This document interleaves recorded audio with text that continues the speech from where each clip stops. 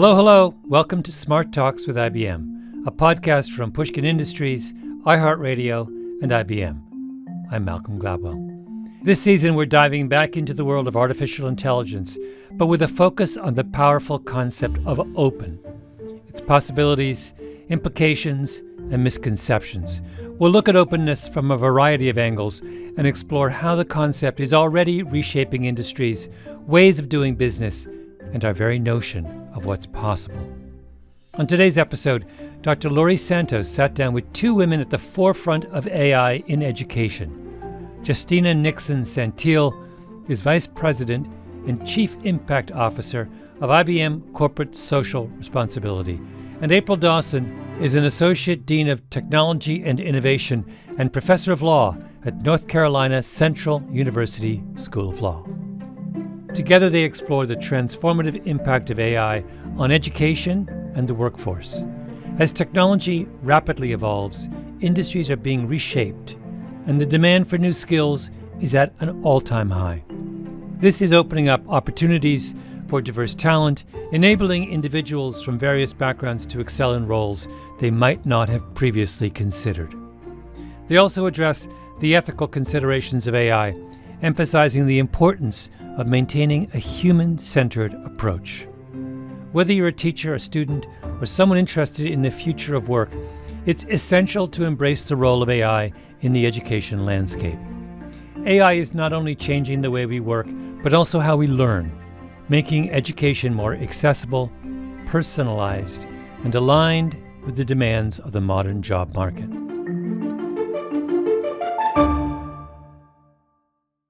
Justina and April, so great to meet both of you. I'm so excited for this conversation. Thank you for having me. And thank you for having me. Justina, to start, could you share some insights on your journey to becoming IBM's Chief Impact Officer and how your background in engineering shapes your approach to corporate social responsibility? So I've had an interesting journey. I'm an immigrant. I was one of the only Black women who graduated from my school's mechanical engineering program many years ago. I started my engineering career at a nuclear facility that's around 45 miles outside of Buffalo, New York, and eventually worked for one of the largest telecommunications companies in the world in engineering, marketing, and eventually in corporate social responsibility. I was hired to lead the organization away from traditional philanthropy to creating platforms and solutions that leveraged 4G and 5G technologies to positively impact disadvantaged communities. And that is what has led me to the work that I do at IBM today. I have the honor of being the company's first Chief Impact Officer, and it's such a privilege and a responsibility to be at IBM, which has such a huge history in sustainability, in social, and in the ethical space as well. When I consider how my background in engineering ties into the work that I do, I actually think engineers are very skilled at analyzing data and at innovative problem solving. The other thing where there's a lot of alignment with my engineering background is really around how do I think about using technology to solve some of the biggest issues that we have in society. And I get very excited about innovating and creating and leveraging technologies like AI and hybrid cloud to really bring those into the work that we do and to solve some of those big challenges that we have in society today around sustainability and education. That's fabulous. April, tell me about your path to becoming Associate Dean of Technology and Innovation, as well as a professor in law. So I am a child of an educator, actually educators. Both my parents are educators. I went to high school where my mom taught, and it was in the 80s, and it was during that time period when teachers were given Apple computers. So they were brand new. My mom brought one home. I started, playing with it, and I just kind of fell in love with the technology. I received my undergraduate degree in computer science because of that early exposure. I went to Bennett College here in Greensboro, North Carolina. It's an HBCU, a historically Black college and university. I was a programmer after graduating from Bennett, and I've always loved technology, but I also had a love for the law. So after being a programmer for a couple of years, I decided to go to law school. And even as a lawyer, I leveraged technology in my private practice. When I decided to begin teaching almost 20 years ago, I would ask myself, how could I leverage the technology to enhance my teaching, to help the students better understand the material?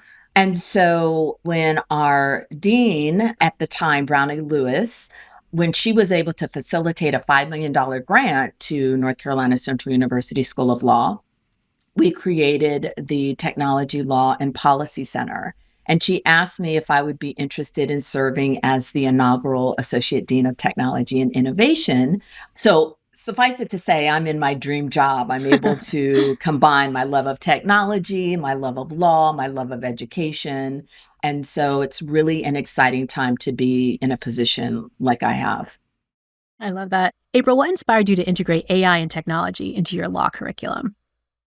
It's interesting. As I mentioned before, I've always used it personally as an educator, but the thought of teaching a class that really kind of focused on technology and the legal implications of that really occurred because Ray Thomas, who was an IP lawyer and worked at IBM at the time in 2020, so around the pandemic, he encouraged us to take advantage of the IBM SkillsBuild training program, the Train the Trainer program. So really not until that time period did I really think about teaching a tech-focused legal class. And during that time period, a couple of my other colleagues and I, we did the Train the Trainer blockchain course. I did the data science course. And then that next summer, we team taught the blockchain for lawyers class, which we designed. And then I taught a data science for lawyers class. And so that was, really kind of the first iteration of us really being intentional about teaching technology and law. And then one of my other colleagues, Dr. Saban Day Grady, she is a professor at the School of Library and Information Sciences here at NCCU. She reached out to me and said, would you be interested in teaching a joint AI in the law class that would include her Master's of Information Science students and my law students? So it's a wonderful interdisciplinary class where you have master's students and law students. And we talk about the foundations of AI. We talk about the legal implications, the policy implications. And so really, this kind of all started because of the resources that IBM have made available to NCCU. That's so cool. And that class sounds amazing. I wish I could drop out of being a professor and attend this class. It sounds awesome. And so this is a question for both of you. In this age of AI and open technology, does the role of education change? Are we kind of in a different spot with what education should be doing now? When I look at the role of education today from the corporate point of view, I think it does change. I was having a discussion earlier today with some members of my team, and we were discussing early professional hires, or people we'd want to hire right out of college. And one of the first things that I shared was some of the tasks that they would have done previously will be automated. We will be using AI for those basic tasks that in the past we would have hired an intern or a recent college graduate to do. And it's so critical now that we look at higher level types of tasks that we'll need college graduates to do. And I can't foresee in the future hiring someone from college who does not have at least a basic understanding of AI.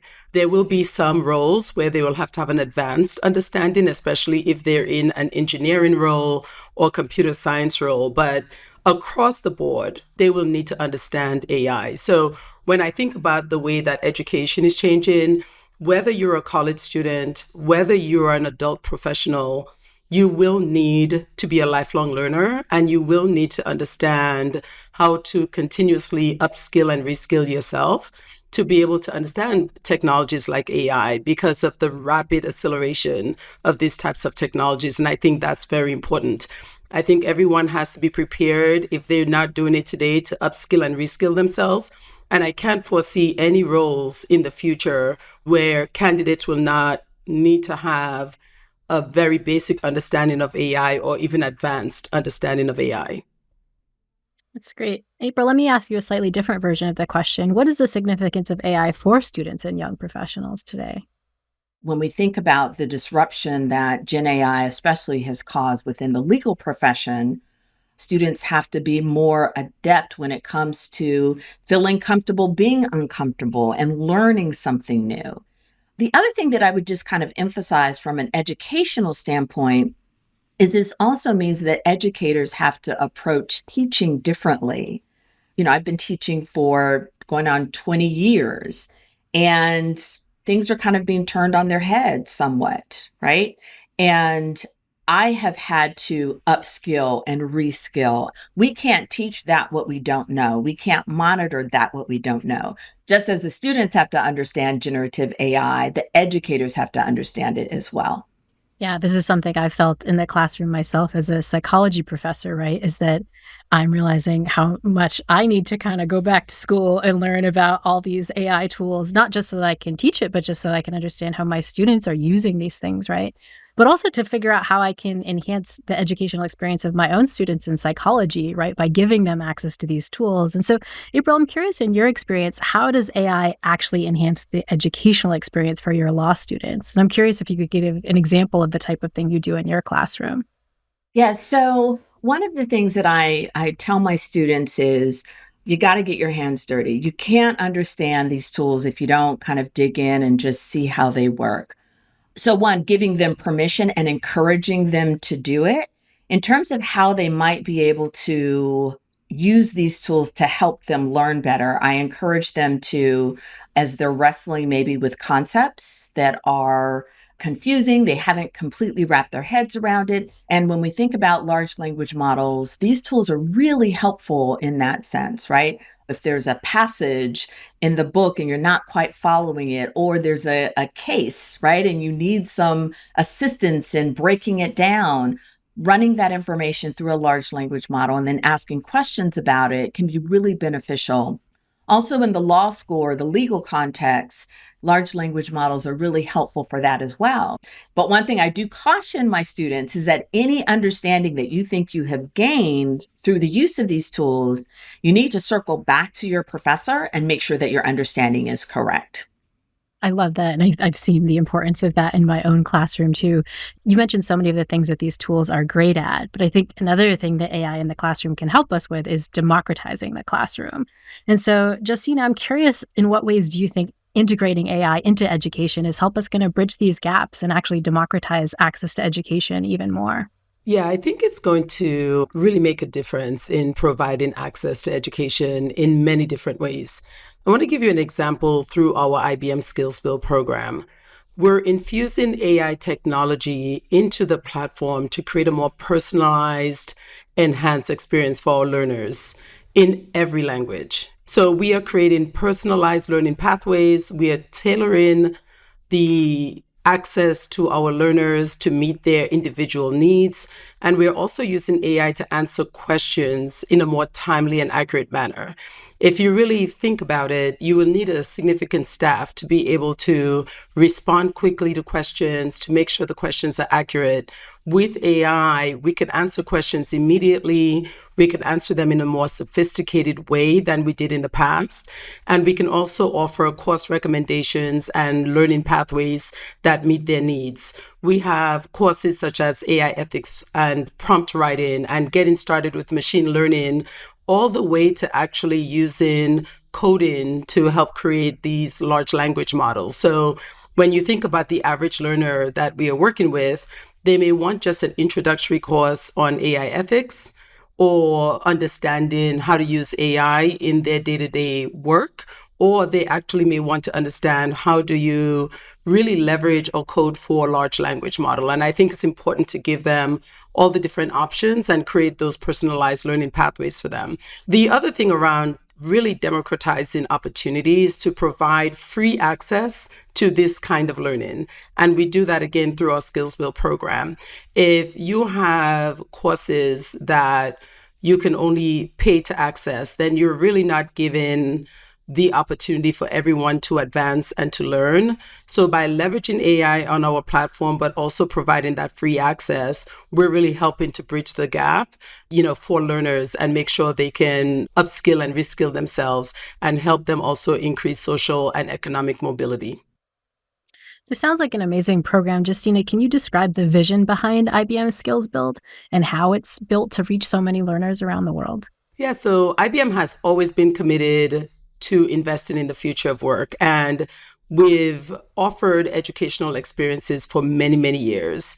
And IBM SkillsBuild is a program, again, it's free, it's open, anyone can access it, but it's really around getting access to the right technical skills and workplace learning skills so that you could be prepared for a career in technology, but in any industry and any field. We know now that understanding technology, understanding AI or cybersecurity or any of those tech topics are needed, whether you're working in a tech company or whether you're working in retail or in legal or any of these different industries. So we want to make sure we could provide that access to learners. In 2021, we launched a global commitment to skill 30 million people by 2030. And we are making significant progress against that goal. Just last year, we reported that we skilled 11.5 million learners around the world. And these are learners that enrolled in IBM courses, including accessing our platform, IBM SkillsBuild. And it's really the cornerstone of our education work at IBM. We're really focused on scaling our work through partnerships. So we partner with historically Black colleges and universities, and that's how, of course, we got the chance to meet April. We partner with nonprofit organizations across the globe. We also partner with governments to make sure we provide that free access to the communities that are aligned with their national agenda around skilling and those communities that are most in need. It's really important that we scale the program through those premier partnerships. So that's extremely important to us. The vision behind IBM SkillsBuild is truly inspiring. In a world where technology is changing every industry, having access to these crucial skills is more important than ever. This initiative is breaking down barriers and ensuring that people from all walks of life can participate in the future of work. In order to effectively scale a platform, the strategic collaborations with educational institutions, nonprofits, and governments are key. It's clear that IBM is deeply invested in creating long-lasting change in communities around the world. This approach will strengthen the workforce globally, helping to bridge the digital divide and create more equitable opportunities in the tech space. So now we're shifting gears to think a little bit about the real-world insights. Justina, what can you tell us about the skills first movement? This seems to be an open approach to attracting top talent. What are you hearing from students and partners? Yeah, so IBM has been leading the skills first movement for quite some time. And one of the things that we realized, and we actually tested this out, is that you don't always need a 4-year degree to be successful at a tech job. So when we looked at the job postings that we had, we decided to make a commitment to have at least 50% of our job postings not requiring a 4-year degree.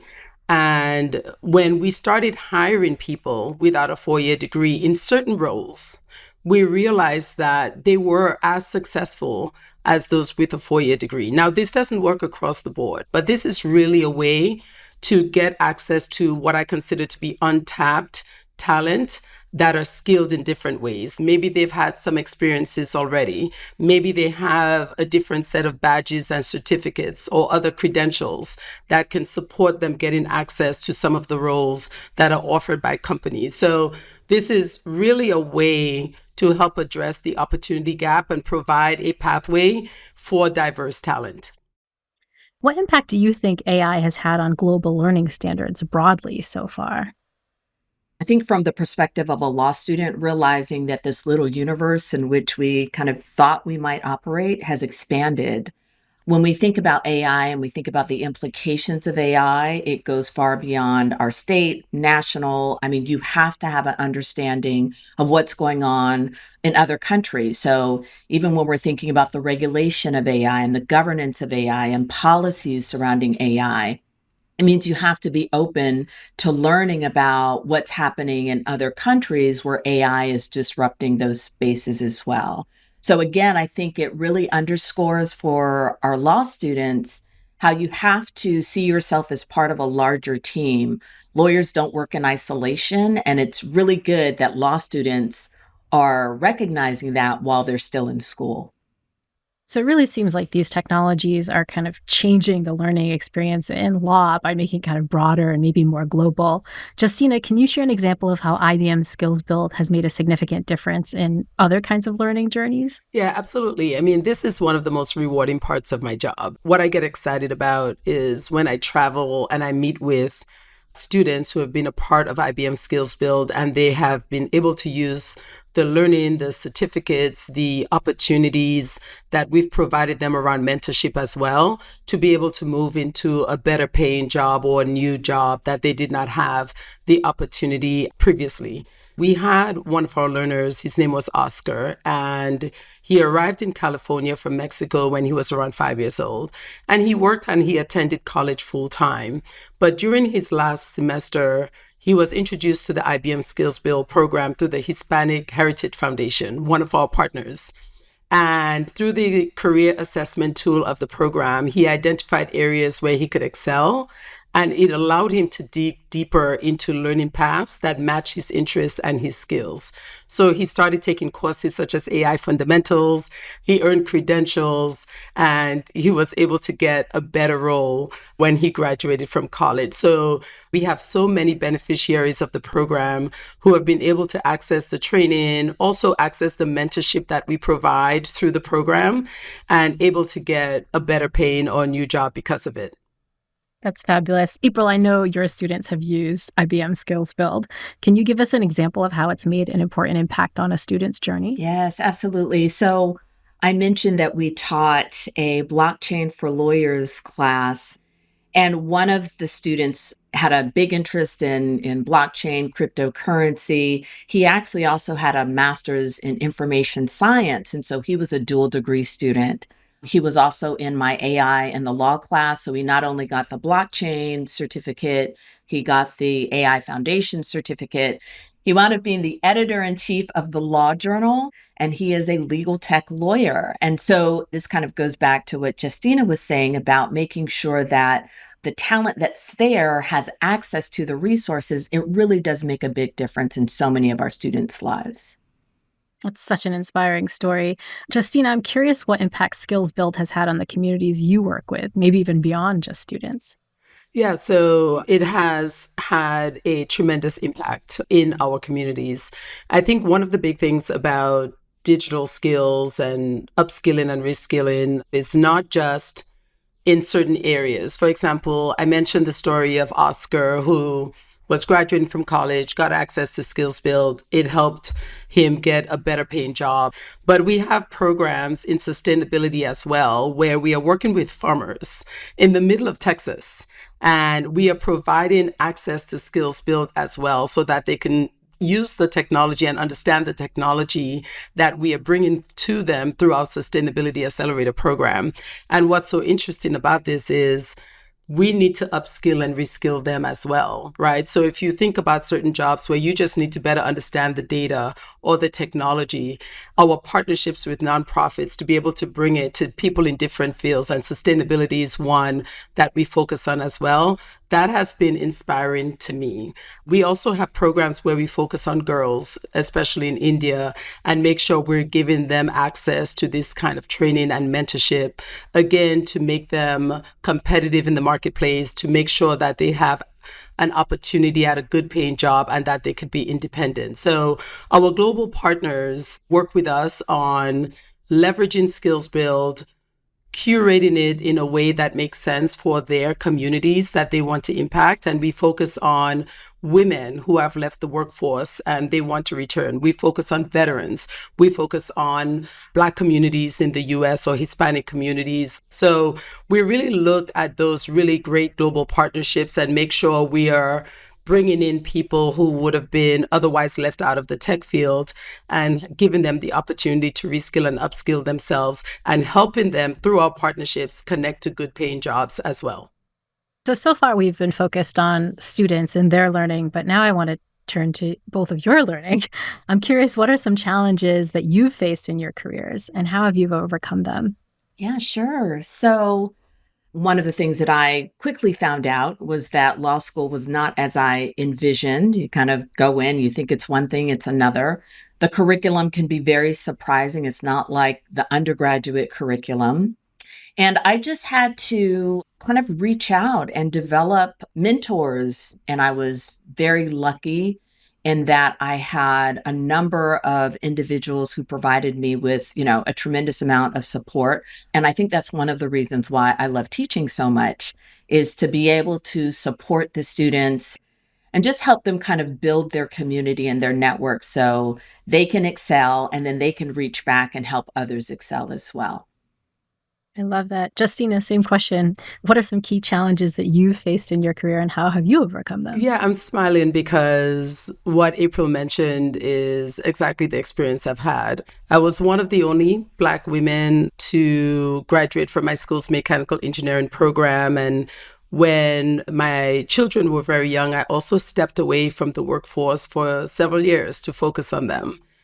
And I don't think I would be successful today without the help of mentors. They're the ones that really helped me to be successful, to understand the corporate environment, to connect me with other opportunities.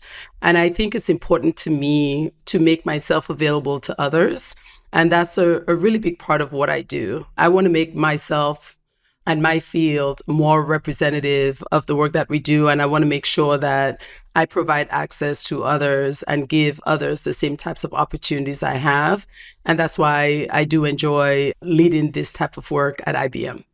Hear, hear to both of you. Giving back to the students that we were back in the day. It's so important.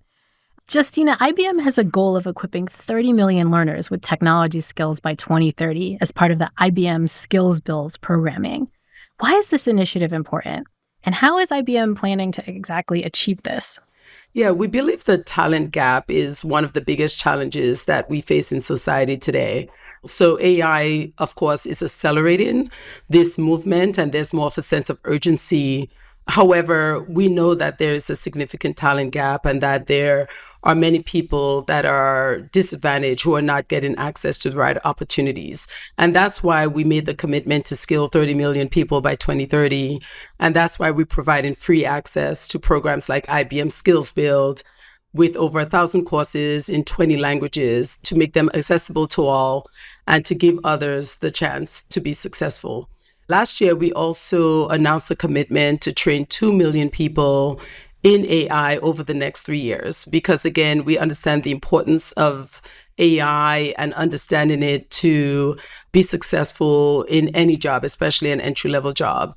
So we're continuing to expand our AI offerings because we know that it is exacerbating the talent gap. And we know that these skills will be in demand significantly by corporations. So April, Justina just mentioned, all the changes that we're seeing in AI. I'm curious what role you think educators play in terms of making students aware of all these technological and societal changes happening in their fields. Yeah, educators are so vital. And one of the things that I've noticed is that students who have not engaged with the tech have not done so either because an educator, a teacher, or professor has told them not to, that, they just say, no, you can't use it, or they haven't said anything at all. They haven't encouraged them to look into it, to try it. And we have to encourage students to become familiar with these tools for all the reasons that Justina mentioned in terms of what the workforce is demanding. But also, if we don't provide them with guidance, then there's the real chance that they will use them inappropriately. So we have to provide them with permission to dive in. We have to teach them how to use these tools ethically, with integrity. What are the best practices?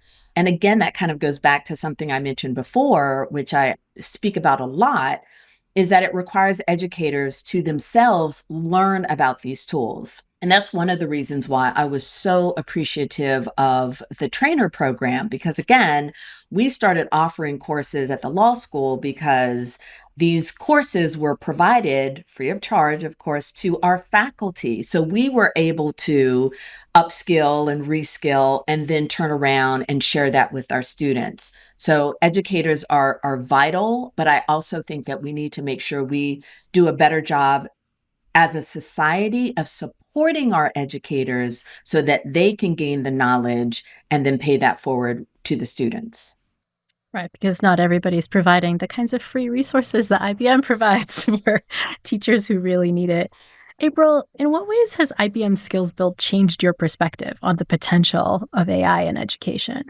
Well, as far as the potential, it makes it so much easier, right? I mean, it lightens the lift for educators. If I had to design the AI foundations class, ground up, there's no way I could have done that. And if we're thinking about exposing students, regardless of their area of study, to AI or to technology, those that are experts in those particular spaces, they're not going to be able to build those courses. So having something like IBM SkillsBuild available so that we can, design a course around those modules that are already put together is incredibly helpful. And so it means the potential of providing AI education to all students, it just really increases the possibility, which is good for all of us.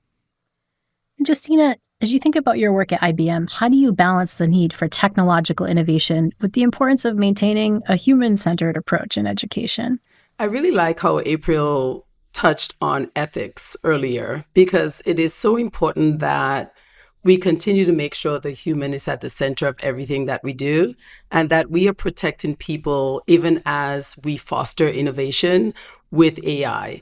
And the way that IBM has done that, we've had reasonable policies and guardrails in place around everything that we do around AI.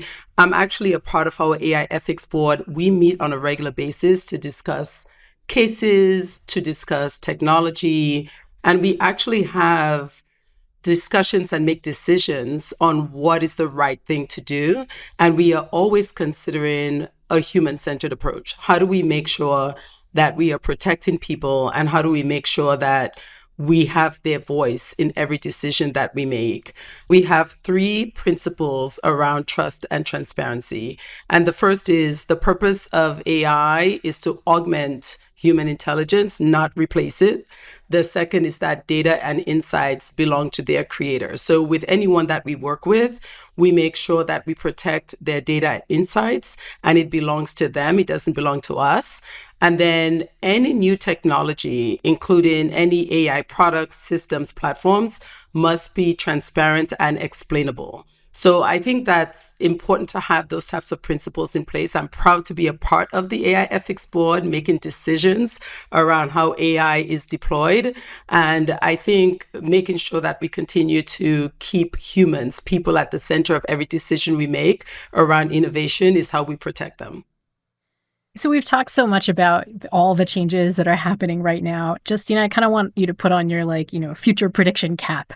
What future developments do you anticipate in the realm of open education? I think that, and I've been in education a very long time, and I remember us talking about personalized learning maybe 10 years, 15 years ago. And I'm not sure it ever came to fruition in the way that we imagined. And we know that the teacher will always be the guide. They will always be the one that's needed. I don't think any technology will ever replace teachers. But I think what AI can do is enhance that experience by really creating personalized learning content and experiences in the education space. I think that is one of the things that I would say should be something we see in the very near future around the acceleration of AI. April, you've done so much elegant work teaching your students about AI and technology. I'm curious what advice you have for other educators and technologists looking to advocate for a skills-first approach or more AI training for their students. What advice will you have for them? The first piece of advice that I always give is don't feel overwhelmed, because you can. I mean, there's a lot going on. It's hard to keep up with how fast things are moving, even for those of us that love this space. You don't have to do everything at once, just, baby steps, and that's absolutely fine. Thank you. As a professor, I have to say I needed to hear that. So giving myself grace, Yes. taking that one to heart.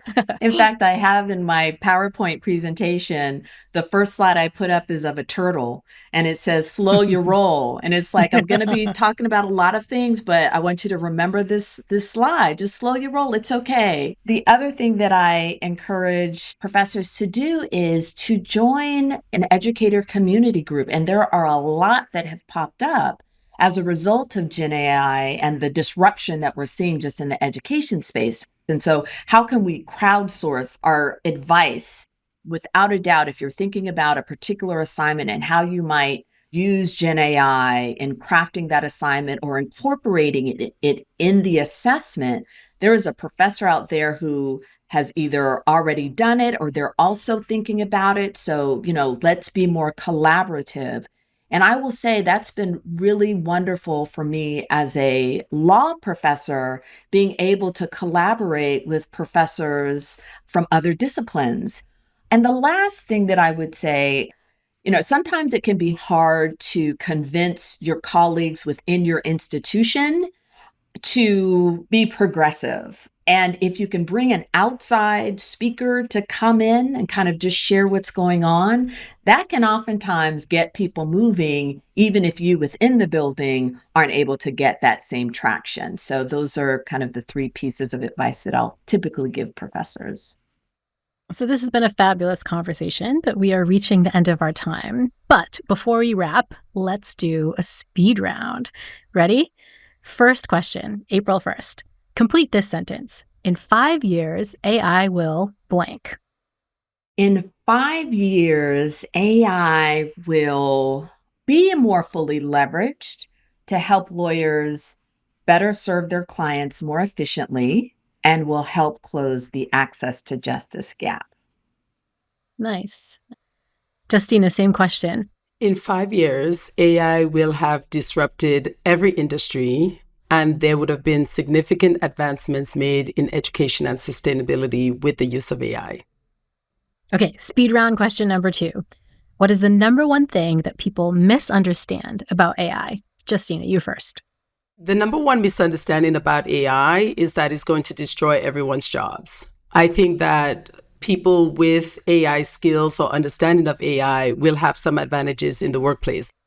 April? The number one thing people misunderstand about AI is that only computer scientists or mathematicians or engineers can understand it. You can gain an understanding again through baby steps, and there are so many resources available. If you explore the information in bite-sized pieces, you can begin to wrap your head around it. Okay, next speed round question. What advice would you give yourself 10 years ago to better prepare you for today? Justina, you first. The advice I would give myself 10 years ago is to continue learning. I always love understanding technology. I always dove deep into whether it's machine learning or 4G and 5G technologies. Understanding AI and hybrid cloud today is something that I also enjoy doing. So I would say continue learning, continue diving into these technologies, continue understanding what it means for you and your future career. April? Be more interdisciplinary. So stay current with the evolution of computer science, but also incorporate the study of data and ethics and sociology, because the challenges that are posed by AI, they're multifaceted, and you have to have an understanding in these areas to really address the promise and the challenges of AI. Final speed round question. How are you already using AI in your day-to-day life today? April? So I use it in my teaching. The other way that I plan on using it in the future is surveying the students and then using the data analysis tool to help me gather that information and figure out how best to address the information that I've received from my students. Nice. Justina? Yeah, so the way that we're using AI today is to actually analyze complex and large data sets in our sustainability work to provide insights to some of our partners on how they can increase crop yield, for example, or how they can deliver clean energy solutions to rural areas. So we are actively using it in the programs that we have within our corporate social responsibility portfolio, and also integrating it into our SkillsBuild platform. Well, thank you both so much. You did excellent in the speed round. But it was just so fabulous to talk to you both today. I think this is a time of so many exciting challenges in the field of education, and it was fabulous to hear more about how AI and IBM SkillsBuild and so many technologies can help us out. Thank you both so much for this fun conversation. Thank you for having us. It was great. Yes, thank you. Thank you. What an insightful conversation with Justina and April. This discussion demonstrated how technology and education can intersect to create a meaningful impact. In today's educational landscape, students must utilize AI in the classroom in order to prepare for the modern workforce. And educators must use the technology, including IBM SkillsBuild, to train students for the complexities of tomorrow's challenges. As April and Justina emphasized, impact starts by centering the humans using the tool. Ensuring they're empowered to access, adopt, and excel with the technology is just as critical as the power of the tool itself. Justina and April's work is a powerful reminder that as we continue to integrate AI technology into our educational systems, we have the opportunity to create more equitable and accessible learning environments. It's clear that the future of learning and technology is bright, and the adoption of AI is crucial in shaping that future. Smart Talks with IBM is produced by Matt Romano, Joey Fishground, Amy Gaines, McQuaid, and Jacob Goldstein, or edited by Lydia Jean Cott. Our engineers are Sarah Bruguer and Ben Tolliday.